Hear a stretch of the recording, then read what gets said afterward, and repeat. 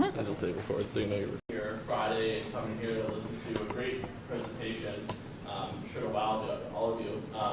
Just want to talk a little bit about Alejandro. He's actually the Director of Operations for Open Minds Productions, which is an organization that investigates and reports on extraterrestrials, UFOs, other phenomenon, and basically presents that to a wide audience, international audience. And they do that through not only just a website, but also a magazine, a radio program. I had a subscription to Open Minds and they closed. Yeah, the magazine we stopped printing. Oh, did you? Oh, Yeah. I did? Okay. Well, I stand corrected. I also have video programming and things like that. And he's also the editor and writer for OpenMinds.tv. He's a journalist. He actually is a blogger for Huffington Post and has been so since 2010. And so clearly he's very involved with the stuff that he's going to be talking about. He's been doing it for a long time, and he's very dedicated, very passionate about it. And so I know you're as excited as I am to hear what he has to say, and so without further ado, I'll give you Alejandro. Thank you. All right, I'll turn the mic on. Let me know if you can't hear me or see or anything. So I'm going to be talking about Area 51 and aliens, and the question is another UFO disinformation scandal. So I'm not saying that, and there was a little bit of a misprint in that it said new evidence showed that this is disinformation. I'm saying there is some new information, and I'll be sharing that with you. I don't know that it necessarily proves that there's disinformation going on here, but I say another UFO disinformation scandal because there is a well-documented disinformation scandal out there, and I'm going to cover that. But I also want to show some parallels between that case and this case to make us think. I mean, a lot of people think about, Bob Lazar, what might be going on there.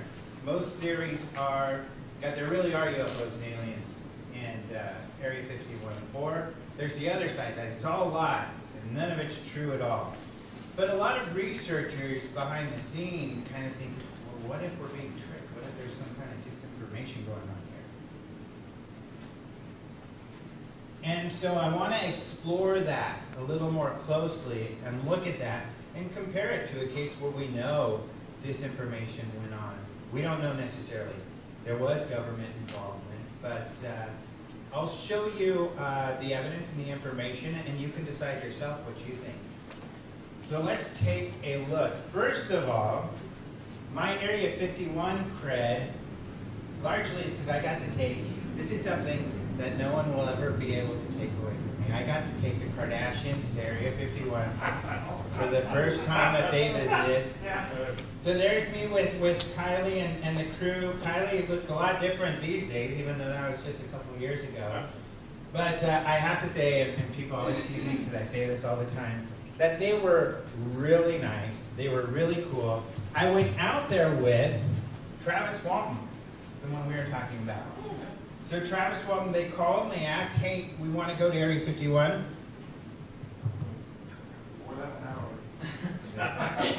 And they were like, can you take us out there? And they also wanted to hear about a credible kind of alien case. They wanted something really weird with aliens, but they were like, is there anything credible out there? And I told them, well, I think the Travis Walton case is pretty credible. It's as credible as they get.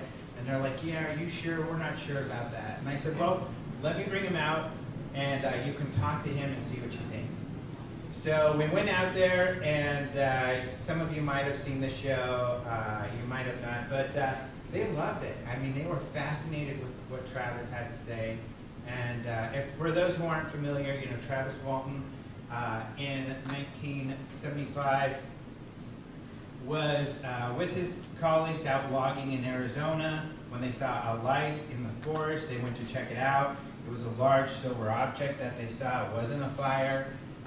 Travis ran towards the object, trying to be just being a goofball. And at one point he crouched down, then he decided, I better not do this, this probably isn't a good idea. His colleagues were freaking out, telling him to get back to the truck.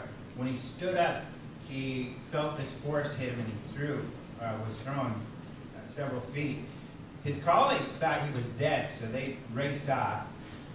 There was a big manhunt that ensued, and he came back 5 days later, and all of these people have passed lie detector tests and things like that. And the most credible thing about this story is talking to Travis himself. I've known him for many years, and the story remains the same. And he's just one of those down-to-earth people. And so they loved it. They were very nice. It was a lot of fun. It was pretty cool.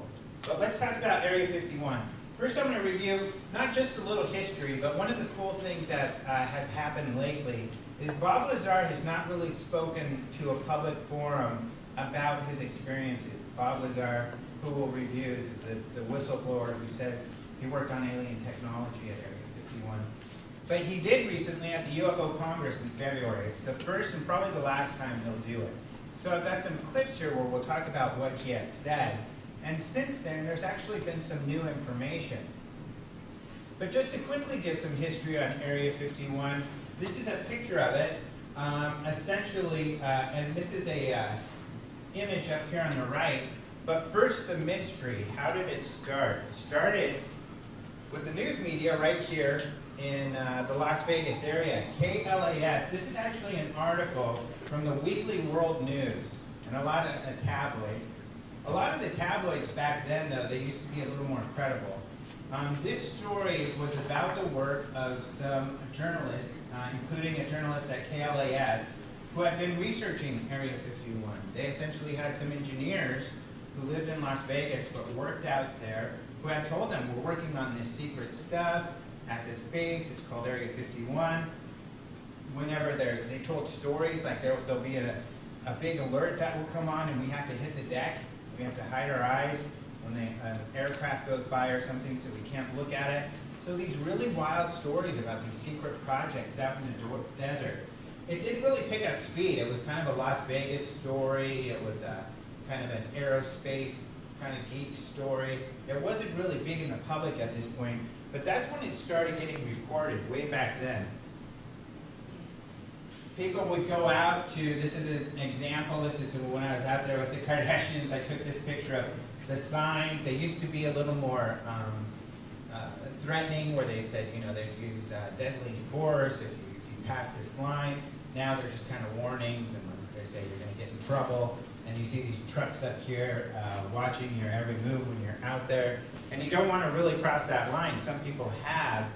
And essentially, it's the local police force who's in charge of it, so that you'll be detained, and then the local police force will come and you'll go to jail.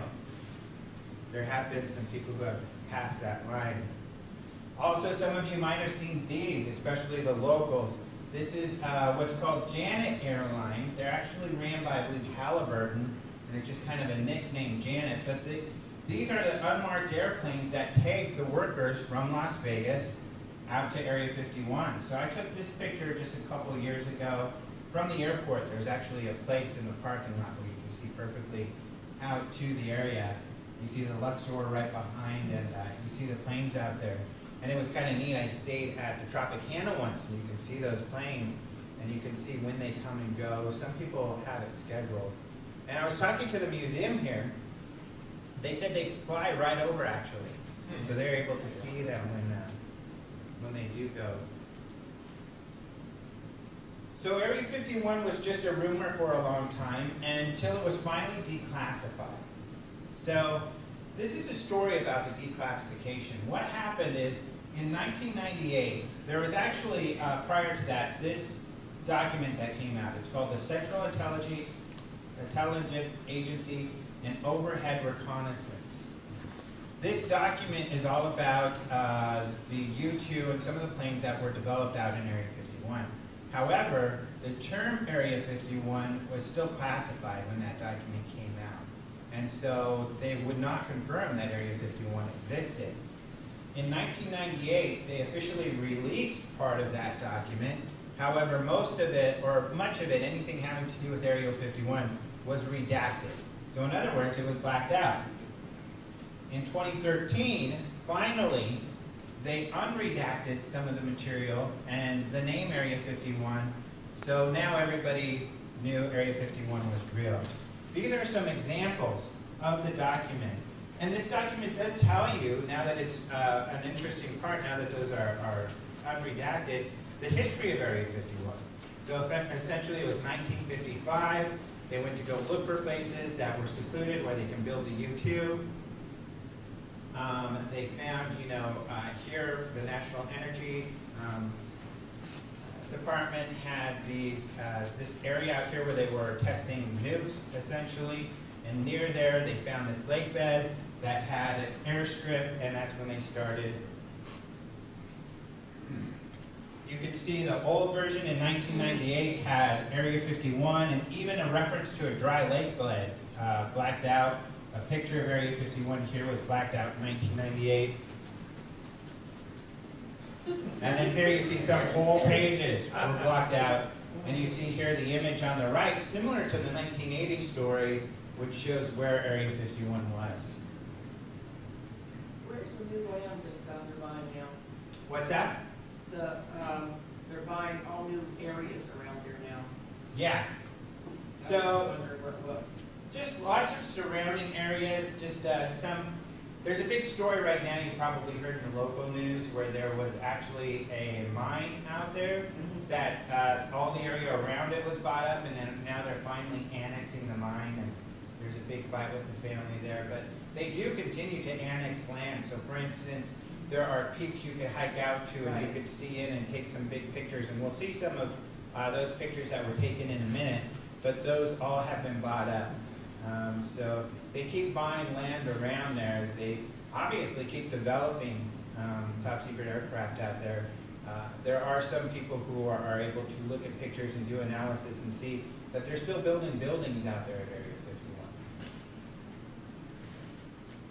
So with the declassification, this is kind of an interesting video that happened soon after. Now, when you first become president, one of the questions that people ask you is, what's really going on at Area 51?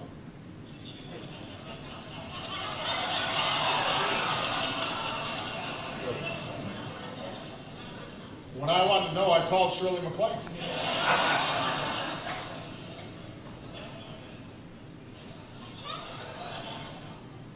I think I just became the first president to ever publicly mention Area 51. How's that? So,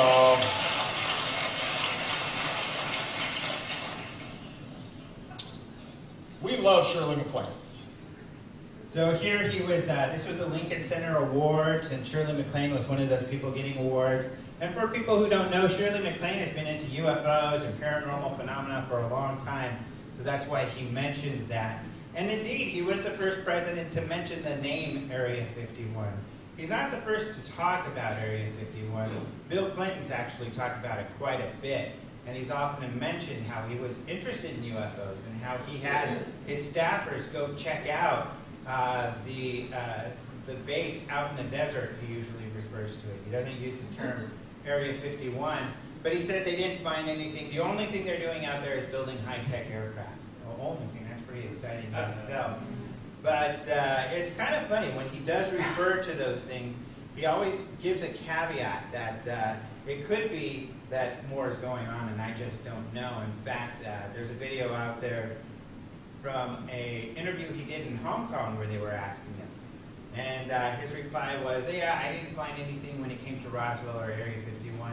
However, I probably wouldn't be the first president that career staffers have lied to before. So he always gives a caveat that there could be something else going on. So that's kind of the history of Area 51 and some of the secrecy behind it and kind of the mainstream ideas or what we know about Area 51. But here, I could have put whistleblower question mark because when it comes to aliens at Area 51, that idea, and really the reason Area 51 is known by everyone is this person here, Bob Lazar. Bob Lazar, in 1980, or in the late 1980s, began speaking to a local news anchor and investigator, George Knapp, about how he says he worked out at Area 51, and he worked at Area 51 back engineering alien technology. So I've got a little video of one of the first interviews and stories about that, so let's look at that.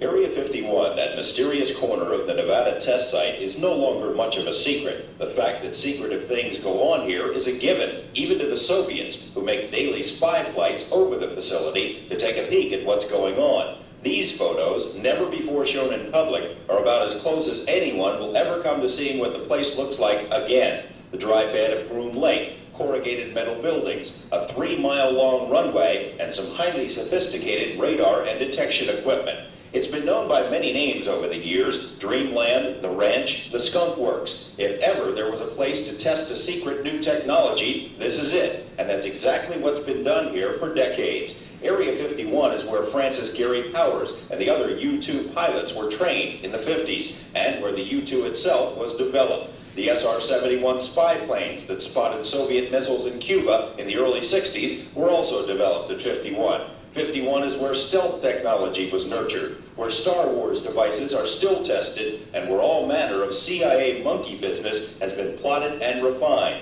News articles once again mention the talk about alien spacecraft, and subsequent articles in national magazines quoted unnamed sources about things of alien origin flying in Nevada, things that would make filmmaker George Lucas drool. Despite the speculation, no one who knew Area 51 from the inside ever talked publicly about the saucer stories. Well, there's several, actually 9 flying saucers, flying discs, that are out there of extraterrestrial origin. The live interview with the shadowy Dennis drew international attention. Portions were broadcast by radio in 6 European countries and in a nationally televised TV special in Japan. Actually 9 flying saucers, flying discs.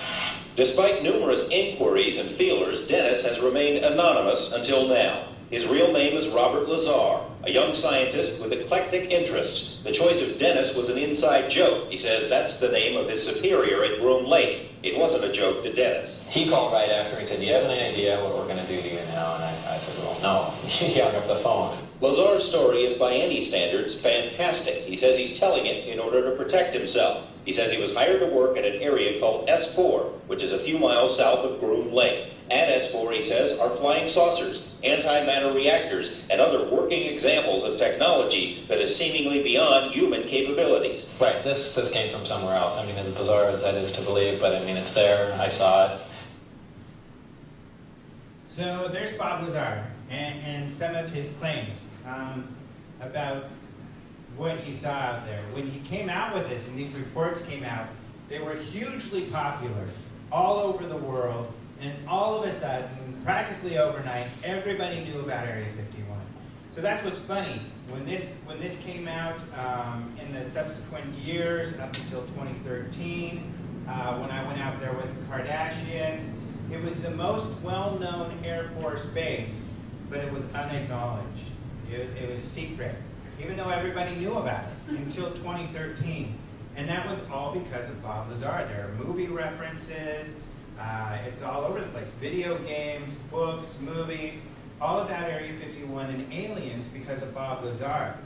I don't know about some of you, but before the 2013, even now, when you mention Area 51, there are a lot of people who say, oh, that's not real. They don't believe it. And what's not to believe about a secret Air Force base? You know, that's nothing too exciting or too strange. But because of that association with aliens, people don't believe that it's real. So I'll often show them some articles and everything. And when in 2013 the articles came out that it's finally been, it's no longer a secret, you know, I had a lot of contacts with people saying, oh my gosh, it was real, you were right. Well, yeah, you know, it's not that hard to find out. But there has been some debate. This is from our conference in February. The person on the left is named Jeremy Corbell, and we'll talk more about him. He's a really cool guy. He's been doing some great documentaries. He's an investigative filmmaker. He also has done a recent documentary on Bob Lazar and some more research that we'll get into, but he's also become friends with Bob Lazar, so he's a big supporter of Bob Lazar. On the right, however, we have Stan Friedman. Stan Friedman, I call him the grandfather of ufology. He used to work as a nuclear physicist, and he has been writing about UFOs for decades. In fact, he's really the guy you could credit with the other, perhaps even bigger UFO story than Area 51, which is Roswell. Probably the only story bigger than the Area 51 is Roswell. He's the guy who back in the 70s interviewed the main witness. So a lot of people don't know this. In 1947, when this craft, whatever, crashed out in the desert near Roswell, New Mexico, the Air Force sent out a press release saying, hey, you know, an alien craft or a flying saucer crashed out here in the desert. The next day they sent out another press release, oh, sorry, it was a mistake. It was actually a weather balloon. And so the story died at that point. It wasn't a big deal. In fact, the media didn't really pick up on it. No one picked up on it. UFO writers did not write about it. There were a couple of obscure mentions until Stanton Friedman interviewed the Air Force intelligence officer who was the one who went out and looked at the debris, who many years later said, you know, that thing was not a weather. That was what we said it was in the first place, a flying saucer. That's what he claimed. When Stanton Friedman then went and did some more research, he found dozens of other witnesses who said the same thing, and then a book came out. Well, actually, that comes into play later on. What's weird is all of these things kind of go together. So Stanton Friedman researched Roswell. He believes that UFOs are real. He believes we're being visited by extraterrestrials. He even believes that alien abduction could be going on. But he doesn't believe that Bob Lazar worked at Area 51. And the reason is he did some research, and he found that Bob Lazar claimed to have several degrees. Stanton Friedman did some research at these universities, and he found out, he claims that Bob Lazar never went there. There was no one who remembers him. There's no professors who remember him.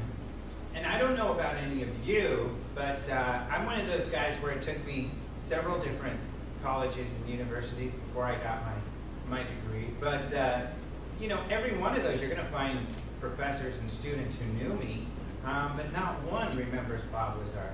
And that is strange.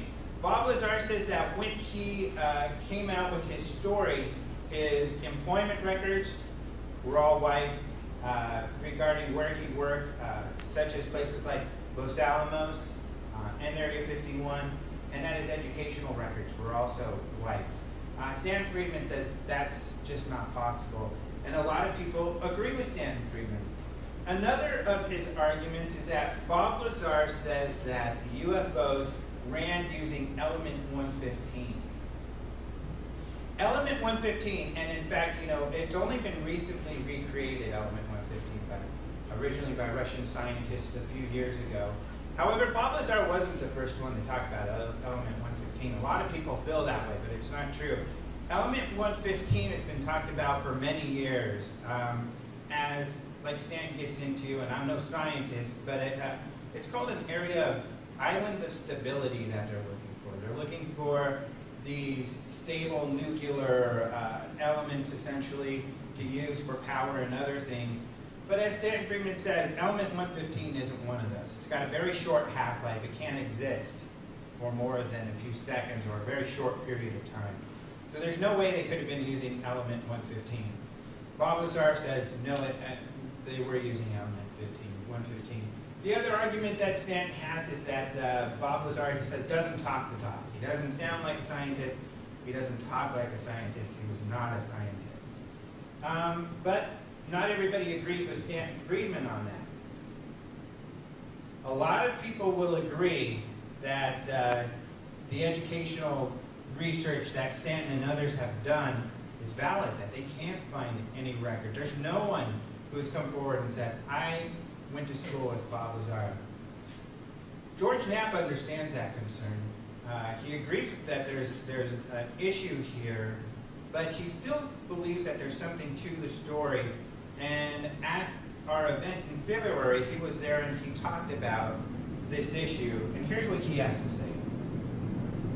Last night, as I'm running from the airport bar to my gate, This is I don't know if this is a sign or an omen, but right at my gate is a great big sign that says Area 1, a myth or mystery. It was an ad for the Area 51 Museum at the Atomic Testing Museum in Las Vegas, which sort of plays into the theme that we're going to explore here tonight. The story that we are here to review today has traveled all over the world many times. And I know that it sounds preposterous on its face. This idea of some slightly off-kilter guy in glasses that he can be hired to do classified programs, even though his educational credentials are practically non-existent, his work history is sketchy, he's been discredited and dismissed by the people he worked with and the people he worked for. There is no way that a guy like this would ever be allowed access to top secret materials or classified files. No way. Let alone that he would subsequently be allowed to blow the whistle on some of the deepest, darkest secrets of all. Roll the video. It must not be true, right? And yet, we know that Edward Snowden really did work. We know that Edward Snowden really did work for the CIA and NSA contractors, even though he had no college degrees. He dropped out of high school. He dropped out of the military. He was working as a security guard at a college when he was hired away by the CIA. Then he later worked for private contractors, the NSA. He was given access to the most sensitive information in the entire U.S. government, which he then promptly leaked. Is it fair to talk about another bespectacled, bookwormish whistleblower and compare him to Bob Lazar? I think it is not presumptuous. I think I will take you through this twisted tale step by step, and you can tell me if the comparison is valid.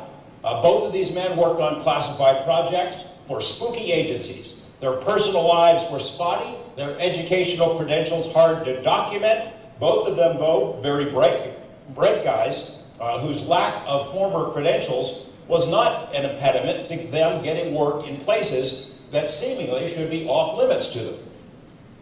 I think Bob Lazar's story, the one you're about to hear, demonstrates that those three-letter agencies that we're going to be talking about, by the way, this is a pretty interesting video. I'll come back and explain what this is showing a little bit later.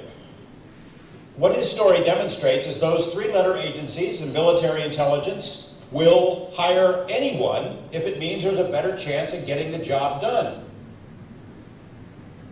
So he goes on in this lecture and in other places to say that he knows Bob Lazar did work at least Los Alamos and on other places at top secret facilities. He says he knows this because many people have come forward, but they want to remain anonymous. And they've told him that he had worked there. And that's been part of the difficulty, that up until recently, everyone who had worked with him wanted to remain anonymous. But he also says he was able to confirm, he went to Los Alamos with Bob Lazar. They walked in, people knew who Bob Lazar was. He also says they found a directory of phone numbers. Bob Lazar was listed in that directory of phone numbers. People like Sam Friedman say, well, he could have been a contractor. He was a contractor. That's what it shows.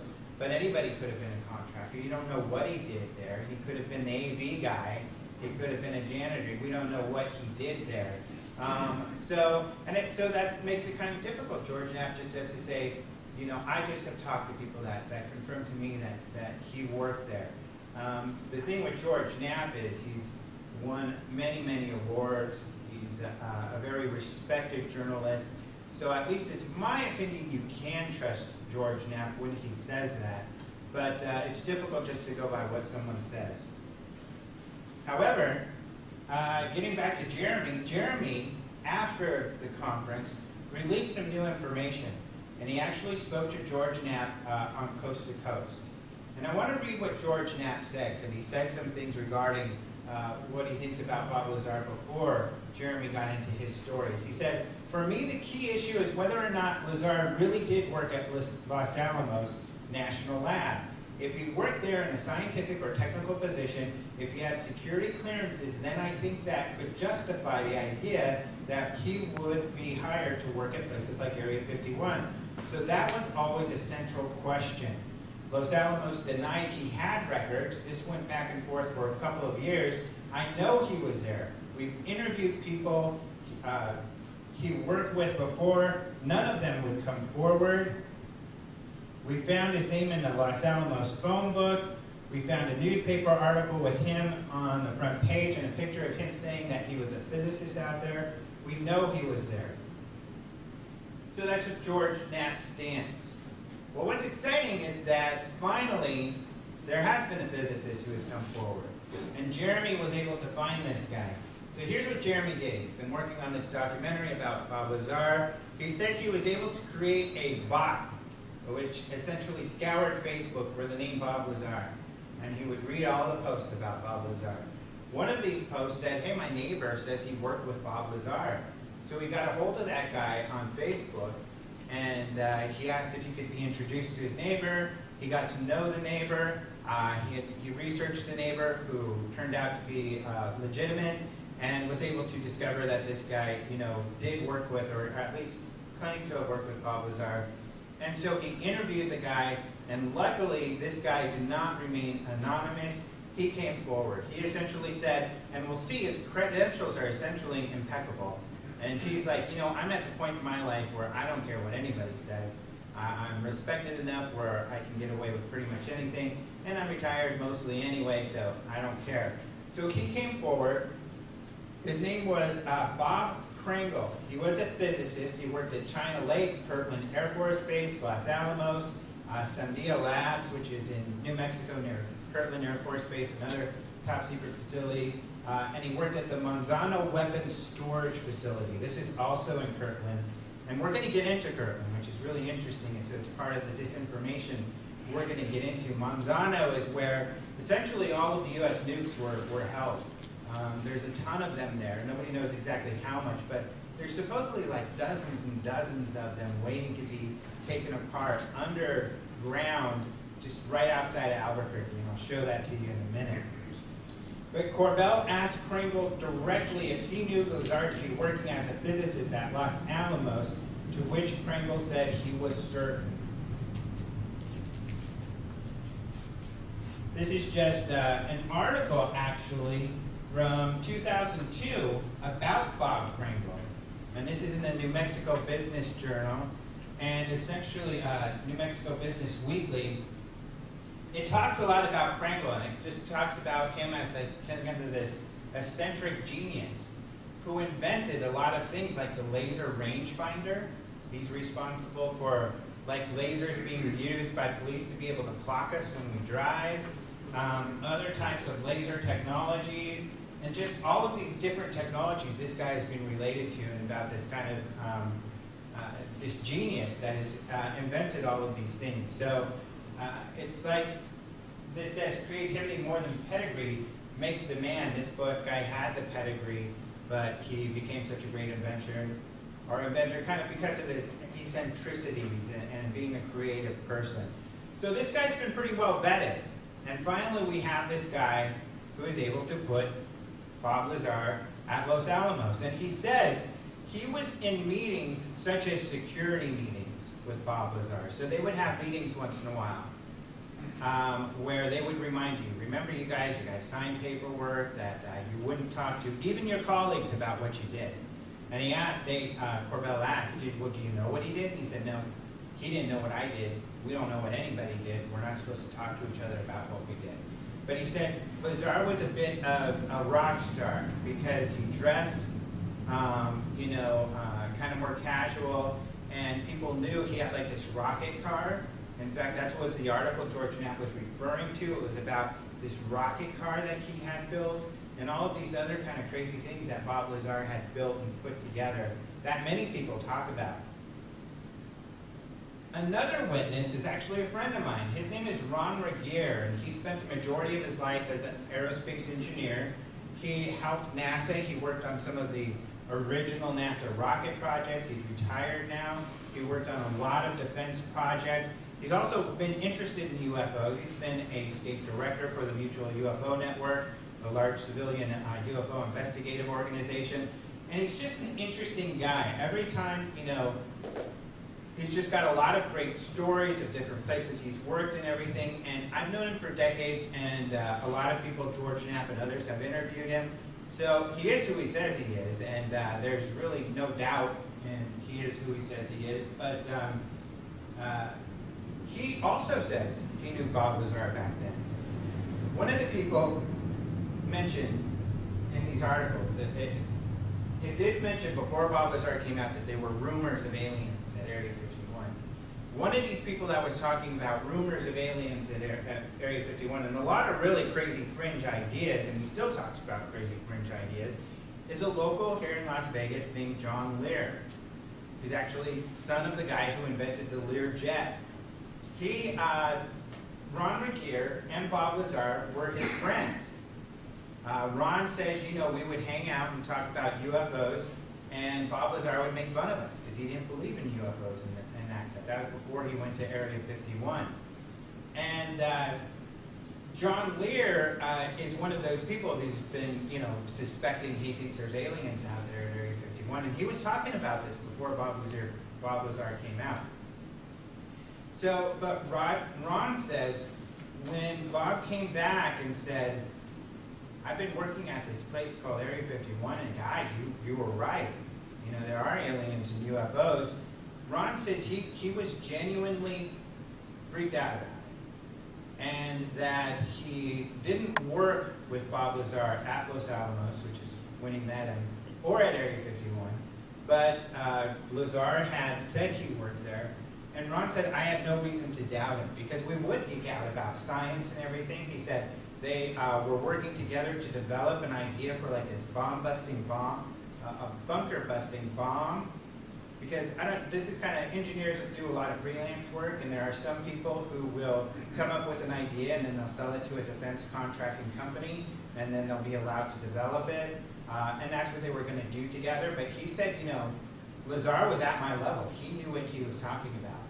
And Ron Regier, along with many other scientists, will talk about how technicians or people working on these projects, they don't necessarily need to have degrees.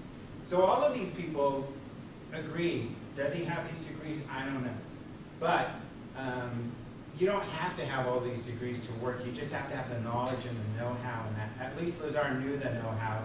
And just like Pringle, he said he had the knowledge. He knew what he was talking about. He was working at these places. So here's to add to the mystery, what is Bob Lazar doing now? Here's Bob Lazar at the February conference talking about that. Tell them what you do now. I live in a scientific bubble. That's just about it. I mean, you know, it's my work is my life. Whether I'm working or having fun, it's pretty much the same thing. So it's I don't know. I pretty much do the same thing. Where you live and what you do, your business. I unfortunately live in Michigan. And, You're glad to be there. yeah, I would really like to be back here.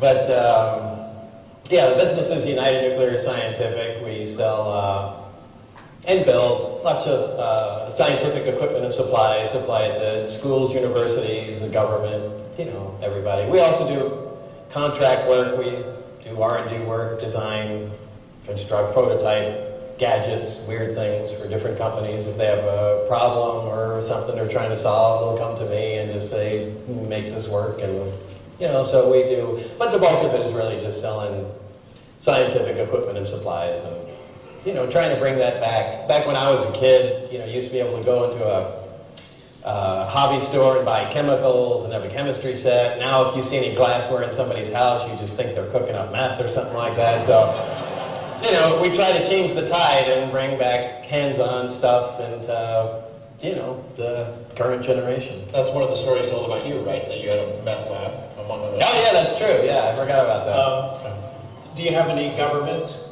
contracts? We do government contracts. You see where that could go. People, he's working for the government, they're paying him off. He did his job, spread this information, now he's working for the government. You're not working for the government. No, I don't work for the government, but, you know, if there's contracts, I bid on it. And, you know, every faction of the government doesn't know what the other one's doing. It's a complete mess.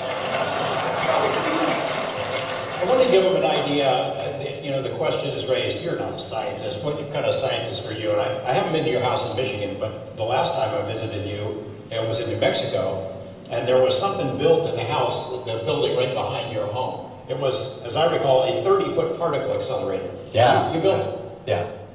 Yeah. What did you do with that? What do you do with your home particle accelerator that's 30 feet long?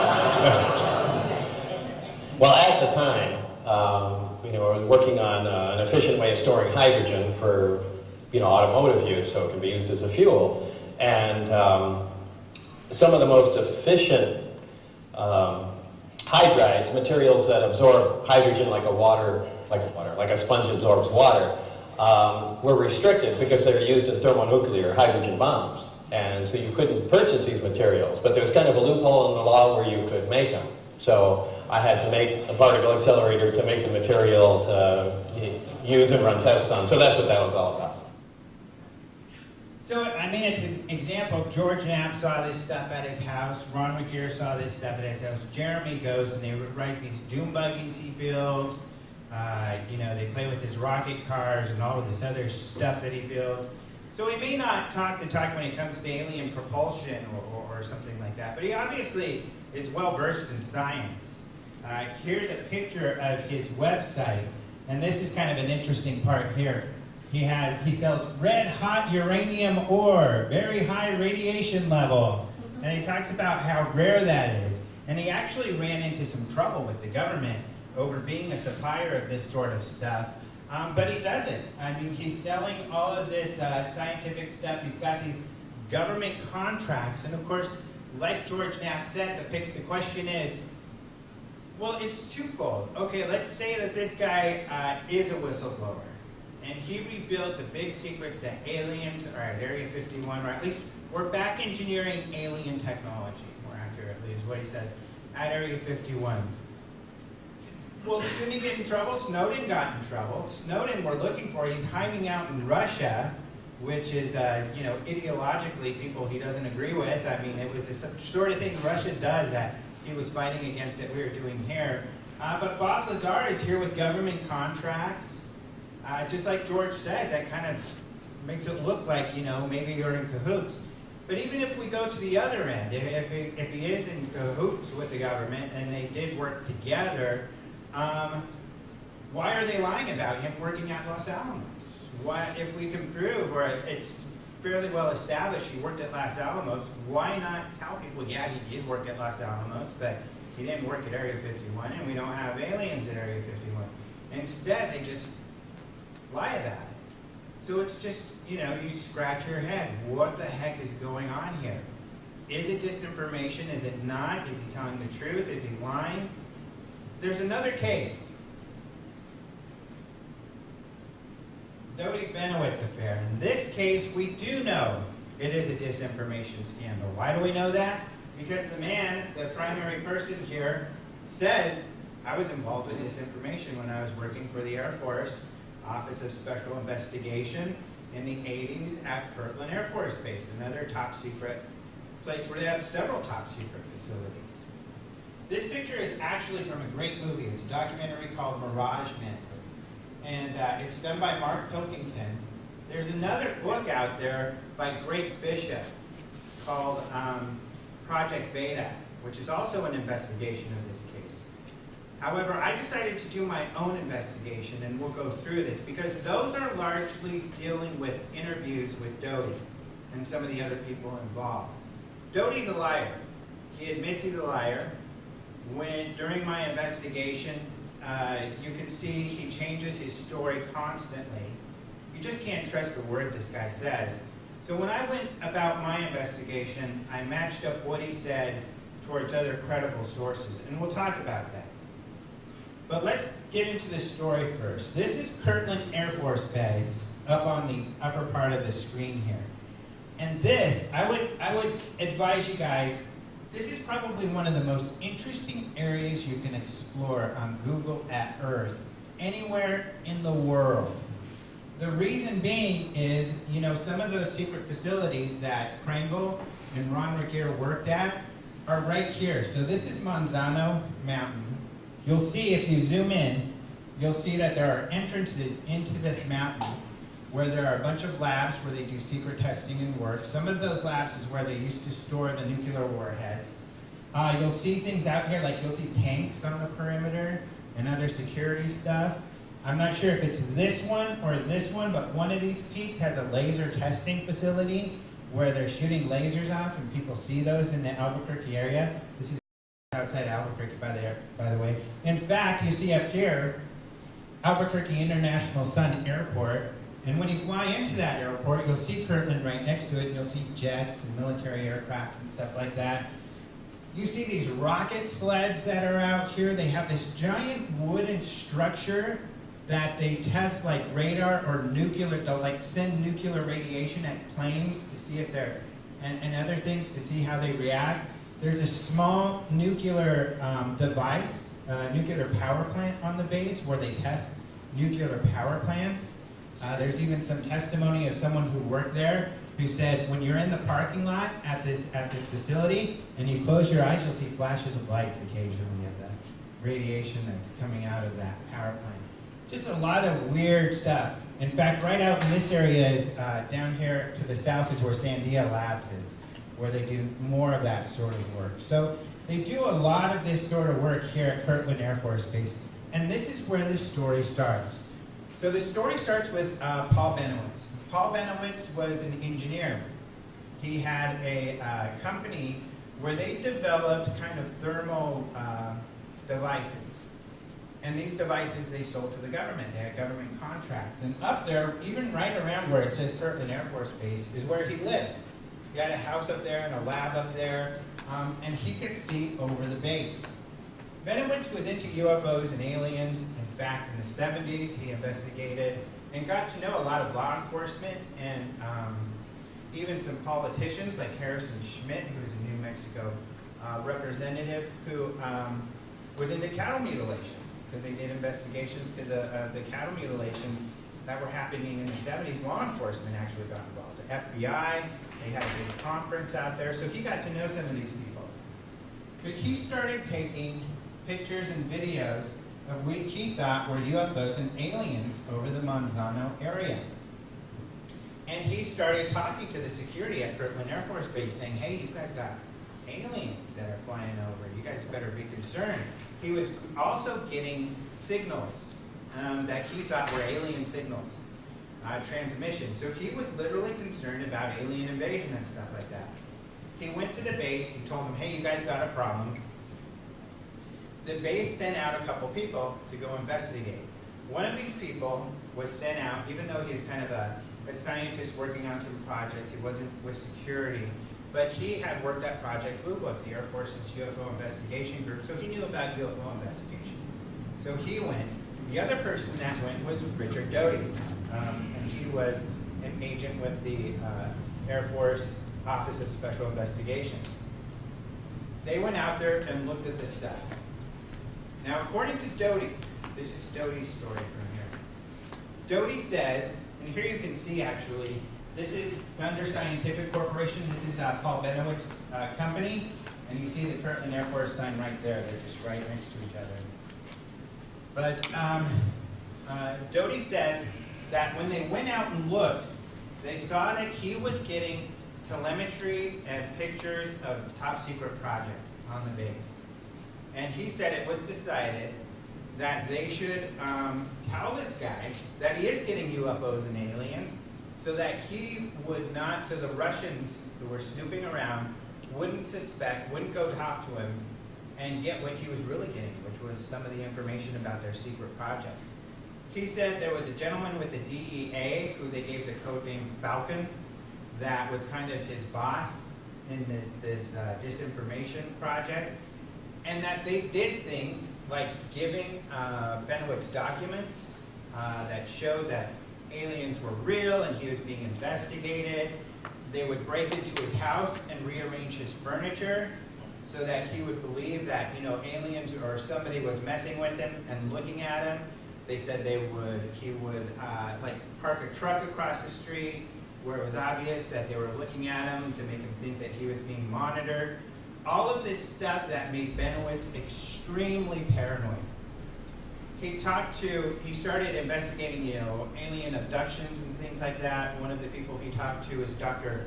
Leo Sprinkle, who at the time was in charge of the clinical psychology department at the University of Wyoming, who was also interested in UFOs and things like that.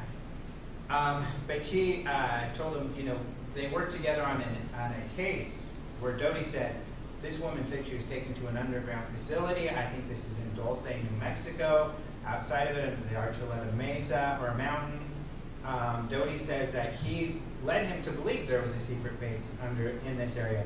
That he would fly him over the area and say, look, that's probably an entrance there, and that's an entrance there. And it's been confirmed by, for instance, another state police officer in New Mexico that, they would fly over and that Doty would tell him there's a secret base there. So he became extremely paranoid. Even Dr. Sprinkle says he started really freaking out, for the lack of a better term. He would hide out in his car. Because his car was all full of metal. And he thought the aliens couldn't get into his mind and stuff if they were there. He literally had to be institutionalized a couple times until finally his family said, that's it. He was institutionalized, he was paranoid, and they said, this is, you've got to dump this. We're not going to let you talk to any of these UFO people. It's over. And so at that point, he stopped talking to anybody with UFOs, and then he passed away. I can't remember the year, something like early 2000s. So it's a really sad, tragic story. And this is Doty who's telling this story. This is where the story gets worse, and one of the reasons why the story is kind of lost to obscurity in a lot of ways. So this was his accomplice on the left, William Moore.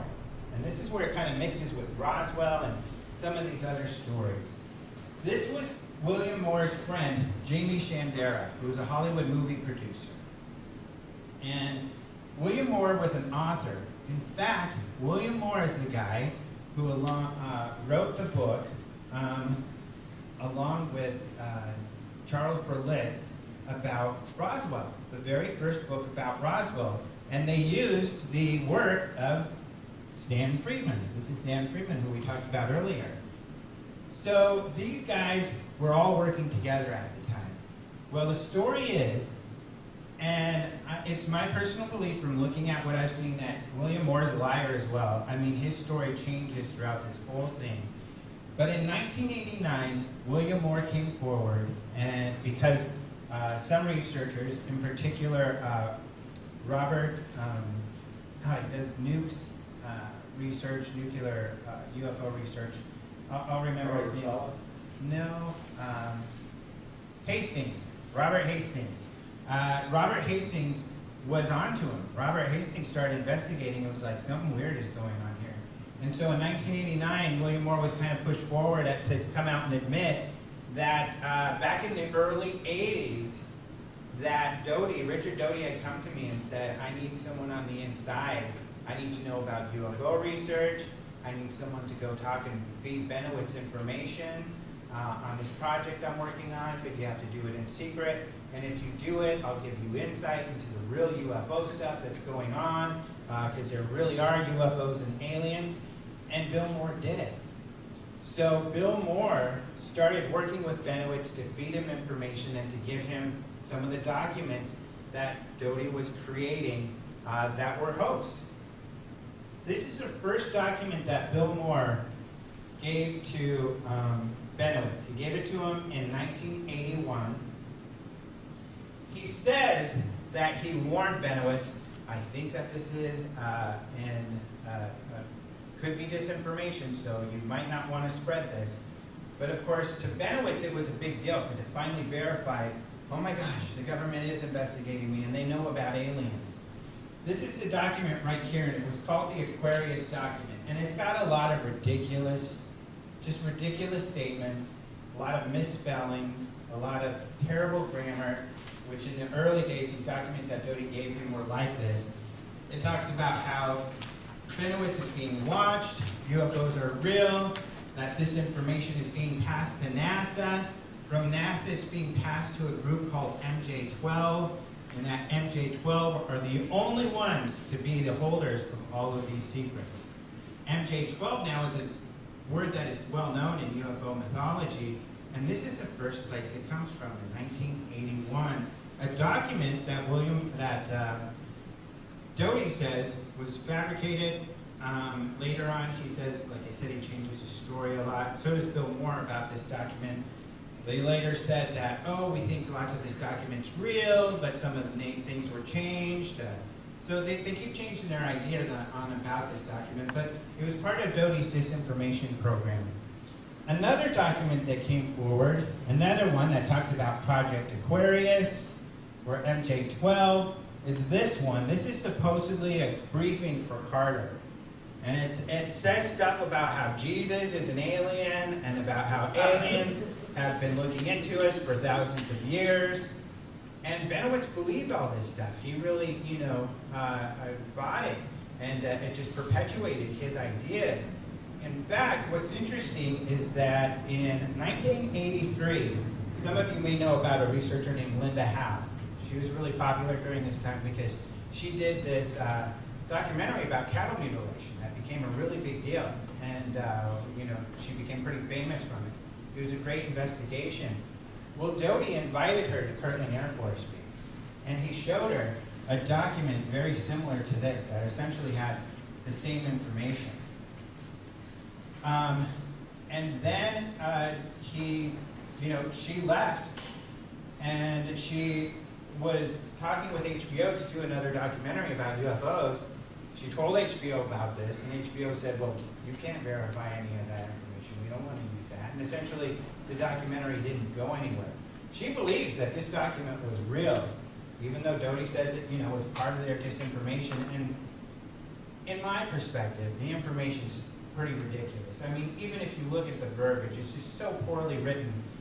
It's not like any other documents you would see out there. But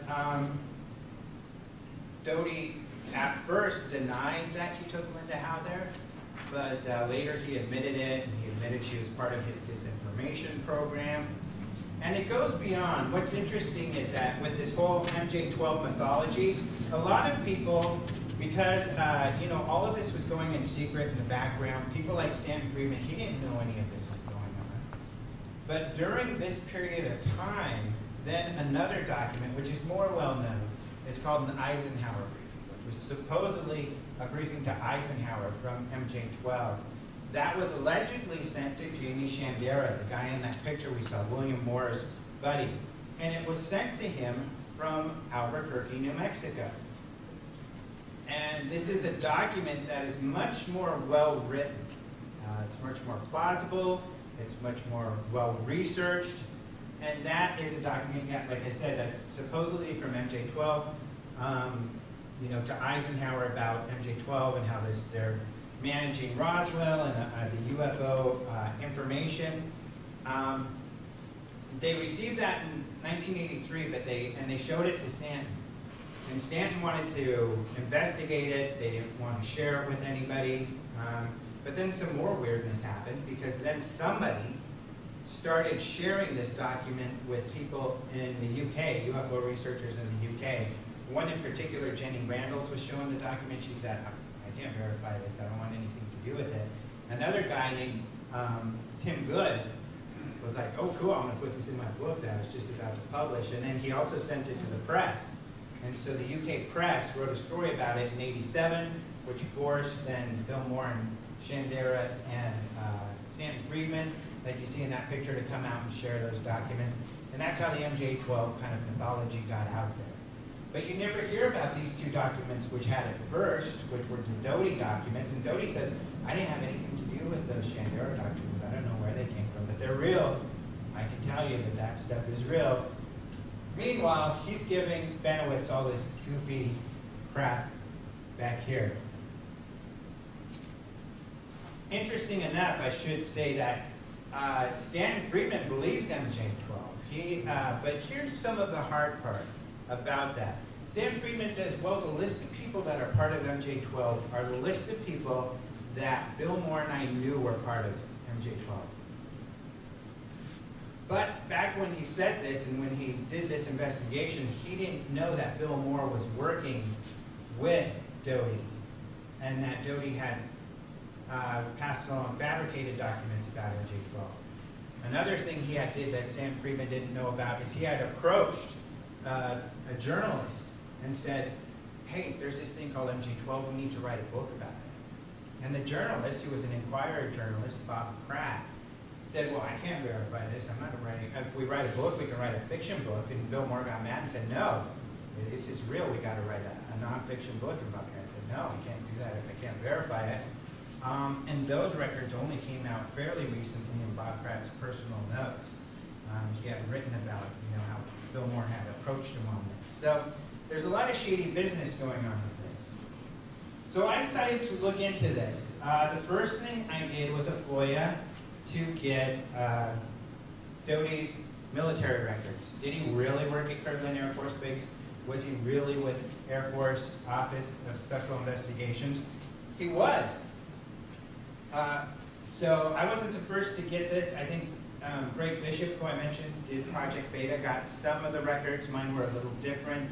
But it showed that Richard Doty was in the military, Air Force, from '68 to 1988.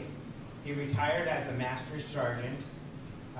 From 1980 until his retirement, he's listed as working at Kirtland Air Force Base as Air Force Office of Special Investigation.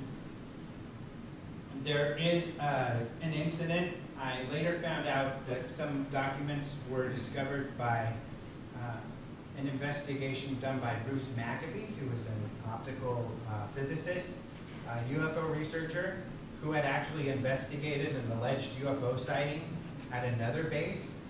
And at that base, the guy that he worked with was Doty, and he had determined that Doty was not being honest with him, and he didn't trust what he was being said, he was being given, and it confirms on this that Doty was at that base as well. But I also asked the Air Force on Bennewitz and the whole affair. Did they have any records of this alleged, project to feed Bennewitz disinformation? What I found was interesting. It's the Air Force's side of the story. The Air Force says that indeed, Bennewitz did tell us that there were UFOs and aliens that were invading our base and we need to be worried about it. We did send Doty out there with this other officer who was part of Project Blue Book. They looked at the material. They didn't determine it was really anything that they were too concerned about. Some of the signals they were interested in because they didn't say why, but they were interested in some of the signals. They sent it to another department who looked at it. They didn't think much of it. Bennewitz continued to say, you guys need to look at this. So they actually invited him to the base, and they had some of the scientists come in. One of these scientists had said, well, what we were concerned about is that he was getting some material regarding some of our projects. So all of these scientists went to go meet with him. He told them about the UFOs and aliens. From one of the people at the meeting, he said that they all ended up getting up and leaving until there was only a couple people left who said they would work with him on doing some more, getting a grant actually to investigate this stuff more. But essentially they were talking about, or giving the impression they were humoring him. But they determined there was nothing to it. They didn't want to, there was nothing to investigate, at least nothing to do with OSI. OSI is more law enforcement. So they do, look for more criminal things. And there was nothing there for them to look at. So they dropped it. This document's really interesting though, because what this says is that then some of the politicians got involved. Pete Domenici, a senator from New Mexico, came to the base, which they indicate was kind of weird. He came to the base and said, I want to talk to Richard Doty. And they're like, okay, we'll go get him. They said they asked his aide, what does he want to talk to Doty about? He said, well, this guy, Paul Bennewitz, says you guys are investigating a UFO case about UFOs over the base. Domenici, the senator, has been contacted by this scientist, and we want to know what's going on.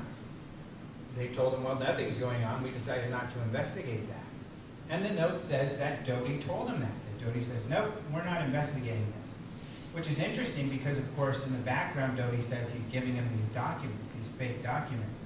So he just lied to Pete Domenici, at least about any involvement. Harrison Schmidt also called and said, what's going on with this? Are you guys investigating this? There's UFOs over the base or something? And they said, no, we looked at the material and we didn't find it was really any concern. He said, well, somebody should look into it, shouldn't they? And they said, maybe, but it wouldn't be us, so we can refer you to someone else. And that's the Air Force's side of the story. Again, it was Doty who told Harrison Schmidt this.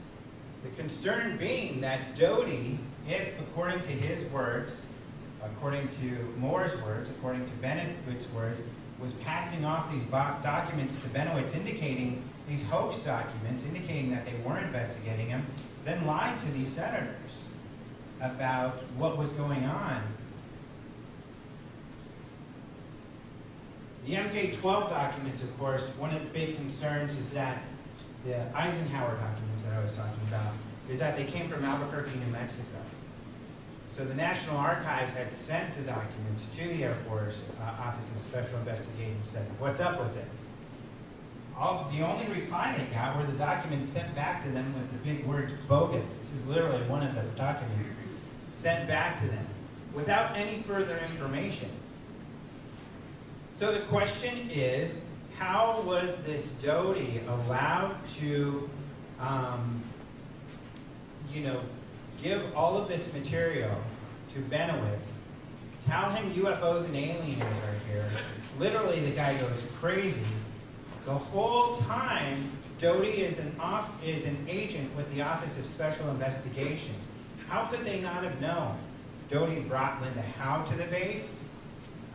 There are indications in the story that there were other of his colleagues at the base that were aware of what he was doing. For instance, there was another guy on the base that actually, because when Linda Howe landed in Albuquerque, Doty wasn't there to meet him.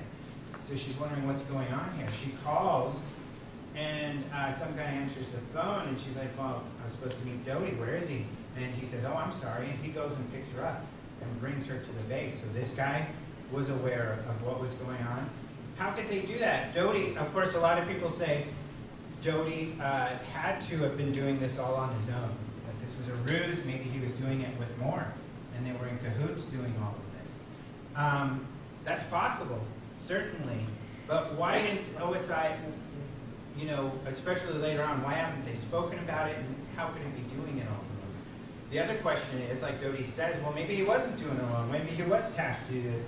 If that's the case, then the government, this is a disinformation program that was done by the government, and they made this Bennewitz go crazy. So the question is, what's going on? Meanwhile, Doty is still out there, and he's actually a police officer, a state police officer in New Mexico. And he's still telling lots of wild tales about UFOs and aliens landing and the government's knowing about it. And all of this really wild stuff. I have a video on YouTube where I go over, it's a half-hour long, all the details of this case. And there's also an article online, because I sent a letter to the Air Force. I was working with their PR agency to get those documents, or their PR group. But then, once I got the documents, even though they said they were going to give me an official response about Doty and whether or not he was doing this sanctioned or not, they never did. They just stopped talking to me. They just said, we gave you enough, we're done. But it's my argument that they need to answer. They need to tell us, was Doty sanctioned to do this? Because a man went crazy, and he was, like John Alexander, he's a local here in Las Vegas. He helped me with this document. And his argument is that Doty admitted being, conducting illegal acts, hoaxing documents, breaking into Bennewitz's houses. That's illegal. The government can't do that, nor can Doty do that on his own. So that they need to answer for that, and they need to have an answer. But unfortunately, they don't feel they have to have an answer. And at least I don't have the clout to get an answer for them. So I do have this letter online, and I invite anybody to go document or write your own letter, or just send mine to them, maybe if we harass them.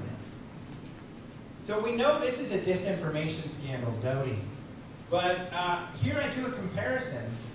So they were both government workers. Bob Lazar was a contractor, whereas Richard Doty was an OSI agent. They both worked at top secret facilities. They both allegedly shared top secret information. Doty changes his story. He says, oh, it's not all real. It is real. Some of it's real. None of it's real. Changes his story all the time. The good thing about Lazar is that he stuck with his story the entire time. Neither of them have definitive proof of any of their UFO or alien claims. Lazar has a lot of evidence that's starting to bolster that he really did work at Los Alamos, but he has no definitive proof that he worked on UFOs or alien technology. Neither does Doty. In fact, one interesting thing about both cases is you don't have anybody else coming out and saying, yeah, Doty and I both worked on these projects, or anyone coming out and saying, yeah, Bob and I both worked on these UFOs. Even though, like this says, neither of them were officially reprimanded. Doty did get in trouble, and his records show that later on, I can't remember, 86 or something like that, but it was later on in his career, he got in trouble and he got a demotion of sorts. The way John Alexander puts it is he was demoted to a level where this would be the guy that would kind of serve you at the officers club. He'd be the guy to go get your ping pong clubs. So he got in trouble. Whether it's regarding all of this affair, we don't know, because they wouldn't share that with me. They said they can't share any legal kind of issues. Doty says, just like with a lot of his stories, there's all this big cloak and dagger kind of thing. Oh, I was off doing this spook work, and I had an informant, and the government didn't want to protect him, and I thought we needed to protect him, so I had to do some things to protect my informant that my superiors got upset with me, and so I got demoted. Doesn't ring true, but this is also interesting. So, Lazar not only Lazar says he got in trouble and then he got not necessarily fired, but he couldn't work at Area 51 anymore, and they erased his records. But he now has government contracts, so he's still working with the government. And then, Doty's working with the police force, so he's still working in an official manner. And what's really interesting about both of these is both of these claims have become the backbone of UFO mythology. With Bob Lazar, Area 51, aliens at Area 51, which is a big part of the UFO mythology out there. With Doty, he's got links to Majestic 12, an alien base at Dulce, all of these, Project Aquarius, Eisenhower briefing, Carter briefing, a lot of the UFO mythology that comes out there, which kind of gets to, I love this picture I found. Because this is how I feel, that, when I began investigating these alleged truths, I found that they were all built on lies. And when you get into the minutia of all of these, what you have to do when you're doing an investigation to find out how credible these are, because some cases, like Travis Walton, you have a lot of credible people. Some cases like Roswell, you have a lot of very credible witnesses to rely on. But cases like these, well, at least with especially Doty, is based on lies. Bob Lazar, the only lie maybe that he might have been caught on in is his educational background. Personally, I find it hard to believe that people wouldn't be able to find his colleagues at the schools he went to. But a lot of people argue, so what? In fact, at the UFO conference, some guy stood up and said, raise your hand if you haven't lied on your resume before. I've lied on every one of my resumes. A lot of people do that. They figure at least half the people, if not more, do that. I have never lied on my resume. But, that could be it. Bolstering his resume. Who knows? And so that could be the case. From Stanton's point of view, if he lied about his education, you can't trust him on anything. But the problem is, Stanton, who I love to death, he's a good friend and we argue about this all the time. If you say that with Lazar, why don't you say that with Doty? Because Stanton says Majestic 12 is real. Well, if Doty lied about all this stuff, and he's the guy who invented, or at least is the guy. And not only that, if Doty was only an OSI agent for like a year before he was entrusted with the biggest government secret there is, that there's a secret organization, and then he goes out there and blabs it, that doesn't really fit. So you got to apply those to both sides. This clip pertains to what we're talking about.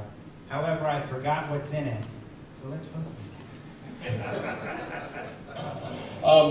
You regret it. I mean, we heard a little bit of it. At times, you certainly regret it. Because it's You know what, from a- life. I mean, it's changed you. Yeah, it has. It's not good. This is not No, good. I mean, that's what's kind of entertaining to me. People, come, oh, you made up some story. I bet you're making all kinds of money. I'm like, where? I want my cut. But no, and I, to be honest, I did have the opportunity. I mean, New Line Studios in Columbia. When they heard all this, I mean, the president of Columbia Pictures came down and you were there, right? Yeah. And he said, we're doing this, and and they started giving me screenplays, and no. It was a James Bond movie. They had me running over the tops of cars. It's like look, either you tell the story how it happened, or leave me out and just make up a UFO story. But you can't. It has to be exactly what happened. And so it was just constantly everything being turned down. And it's like, you know what? We're not doing it. So, which is another monkey wrench in the whole thing. What did Lazar have to gain? Really nothing. He didn't have anything to gain. He doesn't like talking about this. He doesn't like coming to the conferences. He doesn't go to the conferences. The only reason he came to ours is because we're friends with Knapp, and Knapp trusts us and was able to talk him into it. He didn't want to come to our conference. A few weeks before, he said, I'm not going to go. And we were like, well, we just sold a bunch of tickets, and you wrote a contract that you would do it. So he even says in this video, he says, I didn't want to go, but they told me they were going to sue me if I didn't come. Georgetown said, well, in a nice way, right? But it was friendlier than that. It was just like, hey, you can't leave us hanging like that. And he says he genuinely didn't realize there were so many people. That room had standing room only with like 1,500 people in it that were just fascinated with what he had to say.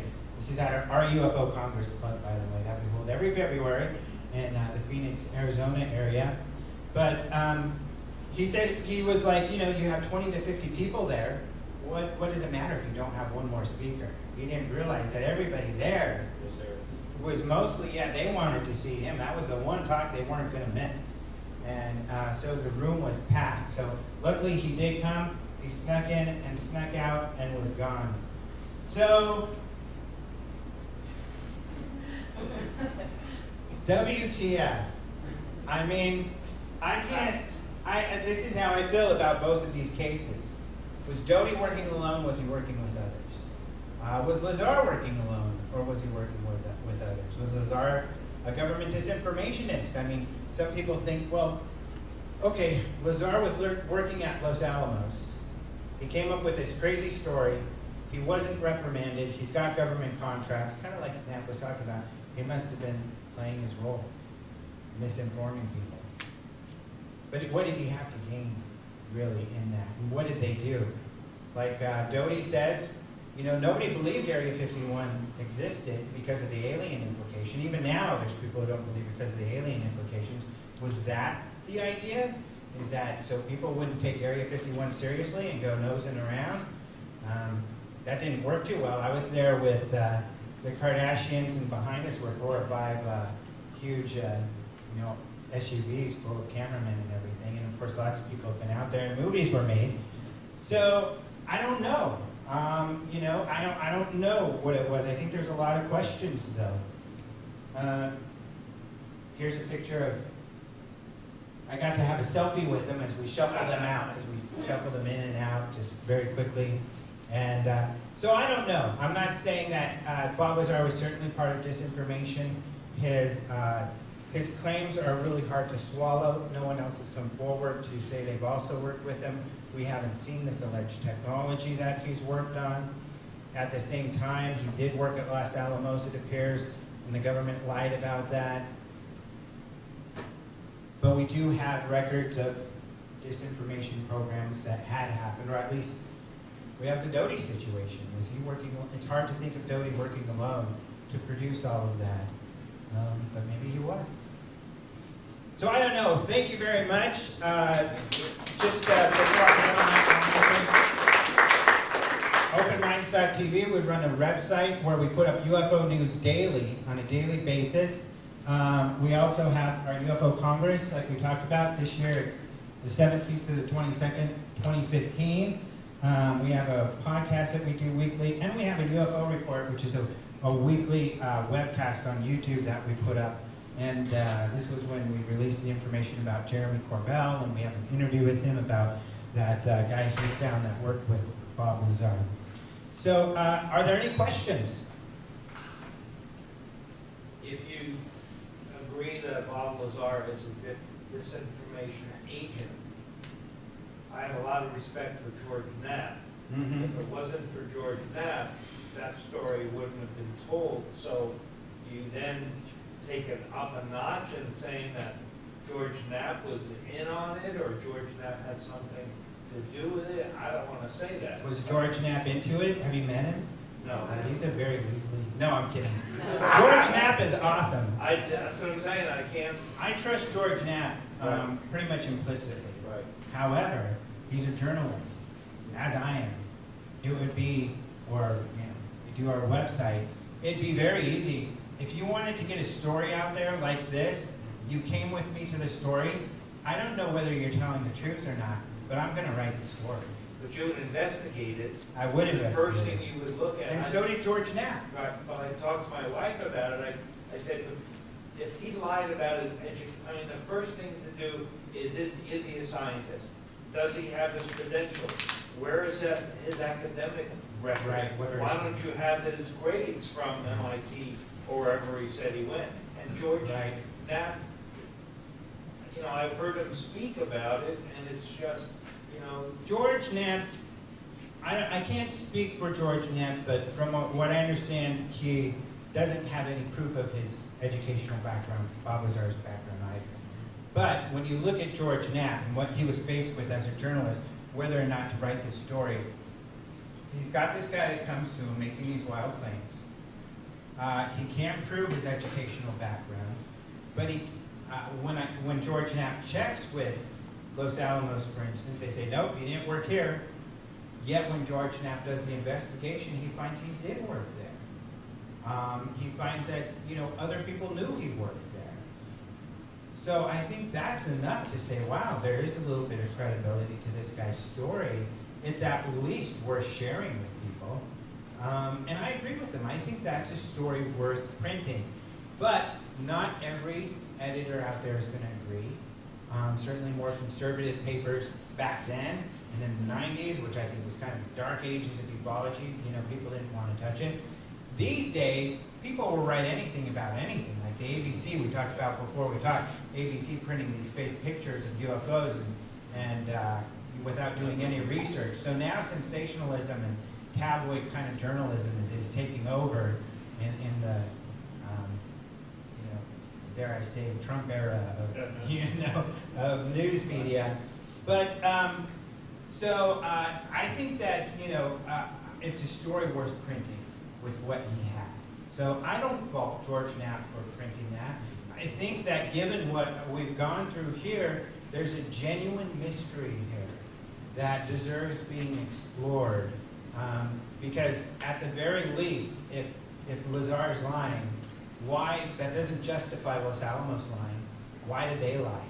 And that's a story. Even if they came out and said, sorry, we got it wrong, we didn't see his records, here's what he did. They obviously have a record somewhere of what he did. Why don't they share it? So I think that makes it a legitimate story, and I don't think then that makes George Knapp a disinformationist, let alone with the body of work that he's got on various topics.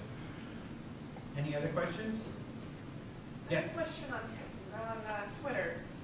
Somebody thought Lazar was S4, not 51. Oh, well, that is getting into some of the minutia, and George Knapp did mention it. So everybody says Area 51, and it was Area 51 that became popular because of Bob Lazar. But when getting into the details of what Bob Lazar claims is that he was flown into Area 51 And then he was bused to the south near Papoose Lake, where there was an underground facility called S4, and that's where he did his work. And that was an even more super secret facility that only had, I think he said there was only like 20 people that worked in his area. So yeah, that is accurate that, and some people will say, oh, it's not Area 51, it's S4. Well, generally we say Area 51, but technically it was S4, but he worked through, Area 51. Yes? The fact that no one else has come forward and said anything similar to what he said, I mean, they've observed how much his life has been ruined, and so that doesn't really encourage anybody to sort of corroborate with the story. And then I always think of all the people who are not scientists who work at that base, the janitors, the roofers, the people who lay the tar on the, just the general people who just work there, the lady who cleans the toilets. Yeah. None of those people are talking about it either. Yeah, which is great because your point, there's a dichotomy to your point. At the one hand, you can see scientists not coming forward because look what Bob Lazar went through. All of this attention, and it can't be positive. And nobody wants to, and there are other situations. We were talking earlier about the story we've done on this Homeland Security video from Puerto Rico. Even the experts who are talking about have nothing to do with it, want to remain anonymous because they have top secret clearances and they don't want to put those at jeopardy at all because that hurts their career. So yeah, nobody wants to attach their name, especially if they have a top secret clearance, to this because it could jeopardize their career. So you can see why other scientists wouldn't come forward.